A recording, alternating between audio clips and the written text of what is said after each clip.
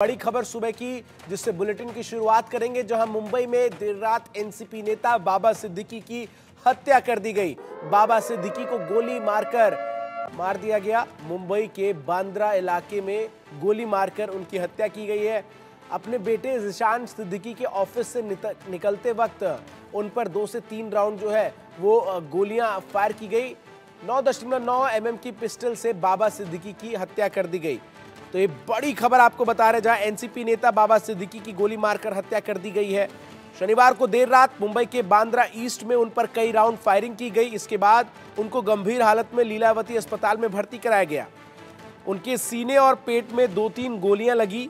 वो अपने बेटे ज़ीशान सिद्दीकी के दफ्तर गए हुए थे, उस वक्त उन पर अचानक गोलीबारी हुई। इस मामले में त्वरित कार्रवाई करते हुए पुलिस ने 2 लोगों को गिरफ्तार कर लिया है। मुंबई पुलिस ने सुपारी किलिंग की आशंका जताई है। इस गोलीबारी के बाद महाराष्ट्र के मुख्यमंत्री एकनाथ शिंदे ने कहा है कि सभी आरोपियों के खिलाफ कड़ी कार्रवाई की जाएगी। 2 आरोपियों को गिरफ्तार कर लिया गया है, एक अभी भी फरार है। कोई भी कानून व्यवस्था को अपने हाथ में नहीं ले सकता। मुंबई पुलिस को सख्त से सख्त कार्रवाई के निर्देश दिए गए हैं। उप मुख्यमंत्री और गृह मंत्री देवेंद्र फडणवीस लीलावती अस्पताल पहुंचे। एनसीपी चीफ अजीत पवार अभी मुंबई से बाहर है, इसलिए आज सुबह वो मुंबई वापस आ सकते हैं। ये भी जानकारी जो है वो सामने आ रही है। इसी साल फरवरी में कांग्रेस छोड़कर बाबा सिद्दीकी ने एनसीपी अजीत पवार गुट ज्वाइन किया था। वो पिछले 48 साल तक कांग्रेस में रहे थे। उस वक्त उन्होंने सोशल मीडिया पर अपने इस्तीफे में लिखा था, मैं एक युवा किशोर के रूप में कांग्रेस में शामिल हुआ, लेकिन अब इस्तीफा दे रहा हूं। लेकिन इन सबके बीच बाबा सिद्दीकी की हत्या पर पुलिस का भी बयान सामने आया है। सुपारी किलिंग के एंगल से इस पूरे मामले की जांच चल रही है। ये पुलिस की तरफ से कहा गया है, ये सुपारी किलिंग का मामला हो सकता है। पुलिस की तरफ से ये बड़ी जानकारी दी है। आपको बता दें कि जिस तरीके से बाबा सिद्दीकी को उनके बेटे ज़ीशान सिद्दीकी के दफ्तर से निकलते वक्त अज्ञात हमलावरों ने 2 से 3 राउंड फायर करके गोली जो है वो मारी। ऐसे में कई बड़े सवाल जो है वो खड़े हो रहे हैं। एक और बड़ी खबर इस पूरे मामले से जुड़ी आपको बता दें, जहां अब से कुछ देर में बाबा सिद्दीकी का पोस्टमार्टम जो है वो होना है। कूपर अस्पताल में बाबा सिद्दीकी का पोस्टमार्टम किया जाएगा। पोस्टमार्टम की वीडियो रिकॉर्डिंग भी होगी। बाबा सिद्दीकी का शव कूपर अस्पताल जो है वो पहुंच चुका है। तो बड़ी खबर आपको बता रहे हैं, जिस तरीके से ये बड़ा हत्याकांड महाराष्ट्र में हुआ है, ऐसे में कई बड़े सवाल जो है वो खड़े हो रहे हैं मुंबई की कानून व्यवस्था पर भी। सीधा ग्राउंड जीरो पर चलते हैं। प्रथमेश हमारे सहयोगी मुंबई से हमारे साथ जुड़ गए। प्रथमेश, जिस तरीके से बाबा सिद्दीकी की हत्या की गई, अब तक क्या कुछ निकलकर सामने आ पाया है और पोस्टमार्टम से जुड़ी क्या कुछ जानकारी जो है वो इस वक्त आपके पास है?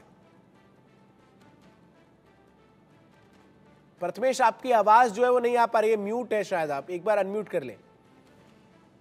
जी, जिस तरीके से कल ये पूरी घटना हुई, एक बेहद शॉकिंग घटना है, जिसके बाद जो है 9:30 बजे के आसपास ये पूरी जो घटना है वो हुई है।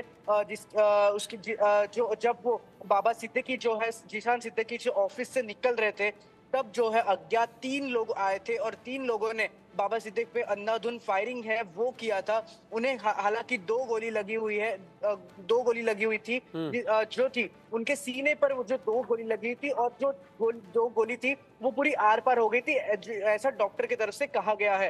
तुरंत ही जैसे ही गोली लगी उन्हें, तुरंत ही उनको जो लीलावती हॉस्पिटल है, नजदीकी हॉस्पिटल है, हालांकि बांद्रा ईस्ट में घटना हुई और बांद्रा ईस्ट के करीब ही लीलावती हॉस्पिटल है बांद्रा में ही, तो उन्हें ले जाया गया वहां पर और वहां उन पर तुरंत ही जो उपचार है वो किया गया। लेकिन 11:30 के करीब जो है डॉक्टर्स की तरफ से उन्हें मृत घोषित कर दिया गया। हालांकि जो पूरी कोशिश थी वो डॉक्टर्स की तरफ से की गई थी, जिसे जैसे कि सीपीआर देना, क्योंकि जैसे ही वो वहां पर पहुंचे ईसीजी जो है ब्लैंक लाइन आ गया।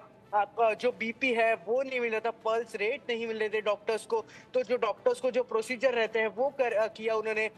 जिस तरीके से ब्लड रोकने की जो कोशिश है डॉक्टर की से वो की गई। लेकिन 11:30 का वो वक्त था जिस वक्त वो उनकी जो जान है वो चली गई थी। हालांकि इन सब चीजों के बाद मुंबई पुलिस की जो टीम है वो लगातार एक्शन में आई है, जहां पर ये पूरी जो गोलाबारी हुई है वहां पर पूरा जो एरिया है उसे कॉर्डन ऑफ कर दिया गया है। कल रात को ही जो फॉरेंसिक टीम भी वहां पर पहुंची थी, क्योंकि मैं आपको बता दूं कि जिस तरीके से उनकी जो गोली मारी गई थी, जब वो गोली है वो आर पार हो गई थी, और जो गोली मिलना एक बेहद महत्वपूर्ण एक वो सबूत माना जाता है। तो हम्म। इसलिए जो है वो फॉरेंसिक टीम जो है वहां पर पहुंची रात को, और रात को पूरी तरीके से उन्होंने जांच किया। हालांकि इसमें मुंबई पुलिस भी कहीं कम नहीं है, क्योंकि मुंबई पुलिस ने क्राइम ब्रांच को केस सौंप दिया है, और हम्म। क्राइम ब्रांच भी जो है इसमें जांच कर रही है। क्राइम ब्रांच ने कल रात को ही 2 युवकों को गिरफ्तार किया है। एक बताया जा रहा है कि यूपी से है और एक है हरियाणा से। तो हम्म। इन 2 युवकों को गिरफ्तार करने के बाद जो है सामने की जो कार्रवाई है वो की जा रही है।